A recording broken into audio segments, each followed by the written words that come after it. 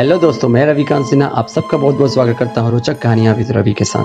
दोस्तों, आज हम एक रोचक कहानी के बारे में जानेंगे। जी हाँ, भक्ति काल के एक महान संत जिन्होंने अपना संपूर्ण जीवन भगवान श्री कृष्ण की भक्ति में समर्पित कर दिया। जी हाँ, हम बात कर रहे हैं मीराबाई की।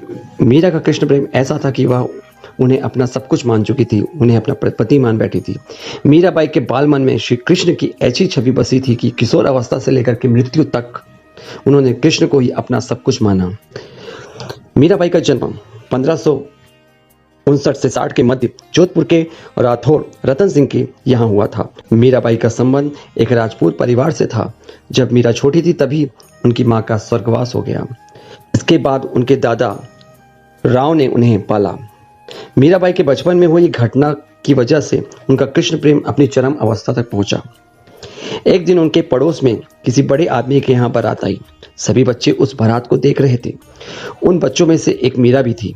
तभी घोड़े पर सवार हुए दूल्हे को देखकर मीरा ने अपनी माँ से पूछा, माँ, यह कौन है? उनकी माँ ने उत्तर दिया, बेटी, यह दूल्हा है। इस पर मीरा ने पूछा, मेरा दूल्हा कहाँ है माँ? इस पर माँ ने जवाब दिया और मूर्ति को इशारा करते हुए कहा, यह है तुम्हारा दूल्हा। बस यही बात मीराबाई की दिल में बैठ गई। मेरे पति, मेरे दूल्हे तो केवल श्री कृष्ण सांवले सलोने हैं। अभी मीराबाई दिन रात उन्हीं सांवले सलोनों के साथ खेलती, उनसे बातें करती। बस यही बात मीरा के बाल मन में एक गांठ की तरह बंध गई। बाद में मीराबाई की शादी महाराणा संगा के पुत्र भोजराज, जो आगे चलकर महाराणा कुंभा कहलाए, से कर दी गई। विवाह के लिए पहले तो मीराबाई ने मना कर दिया था, लेकिन परिवार वालों के अत्यधिक बल देने पर वह तैयार हो गई। जिस समय मीराबाई के फेरे चल रहे थे, उस समय भी मीराबाई भगवान श्री कृष्ण की मूर्ति को हृदय से लगाए बैठी थी। मीराबाई ने भगवान श्री कृष्ण के लिए सांसारिक जीवन का त्याग कर दिया था।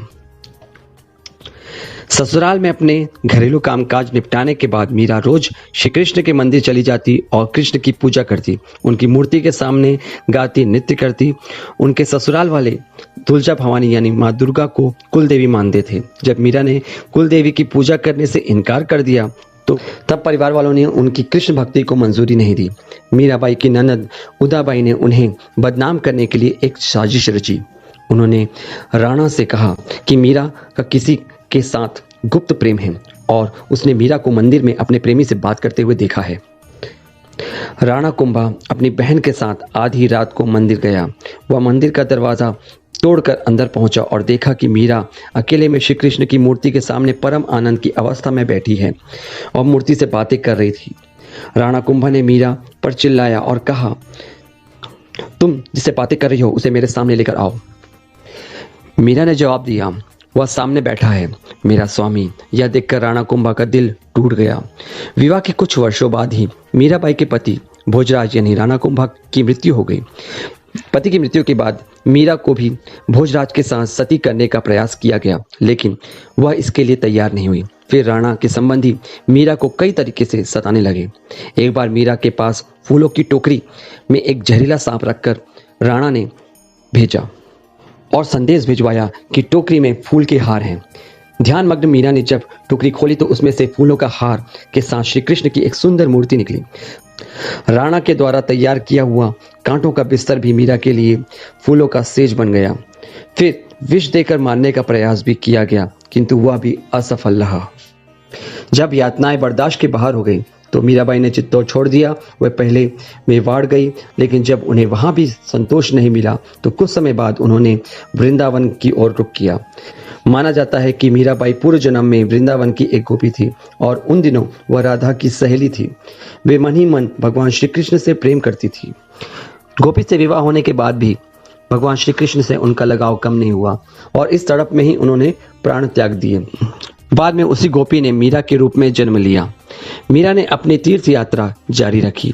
वह एक गांव से दूसरे गांव नाचती गाती पूरे उत्तर भारत में घूमती रही। माना जाता है उन्होंने अपने जीवन के अंतिम कुछ साल गुजरात के द्वारिका में गुजारे। श्री गुरु रविदास जी से मंत्र दीक्षा ग्रहण करके मीराबाई साधना से समाधि की अनंत भक्ति यात्रा की ओर अग्रसर हुई। द्वारिका पहुंचकर वह अपने सांस सांस में श्री कृष्ण को भजती, श्री कृष्ण को ही सिमरती और श्री कृष्ण को ही गुनगुनाया करती थी। मीराबाई का जीवन उस समय पूरी तरह बदल गया जब अकबर और तानसेन वेश बदलकर मीरा के गाने सुनने चित्तौड़गढ़ मंदिर आ पहुंचे।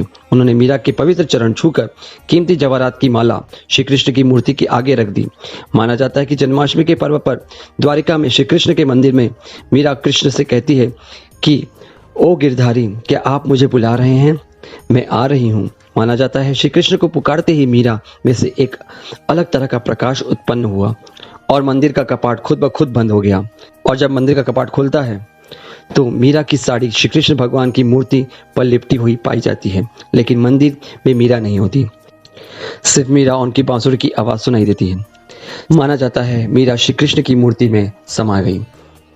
तो इस तरीके से मीराबाई ने अपना संपूर्ण जीवन कृष्ण की भक्ति में न्यौछावर कर दिया और इससे हम समझ सकते हैं कि भक्ति में कितनी शक्ति होती है और भक्ति से ही ईश्वर को पाया जा सकता है। हमें निस्वार्थ भाव से ईश्वर की आराधना करनी चाहिए। उससे हमें यही शिक्षा मिलती है कि हमें भी अपना जीवन भगवान के आशीर्वाद से आगे बढ़ाना चाहिए और उनके आशीर्वाद से ही हमें हर कार्य को करना चाहिए। हर कार्य की शुरुआत करने से पहले ईश्वर को याद करना चाहिए। मिलते हैं नेक्स्ट वीडियो में और एक नई कहानी के साथ। तब तक अपना ध्यान रखिए और देखते रहिए रोचक कहानियां रवि के साथ। Thank you so much. Have a nice day.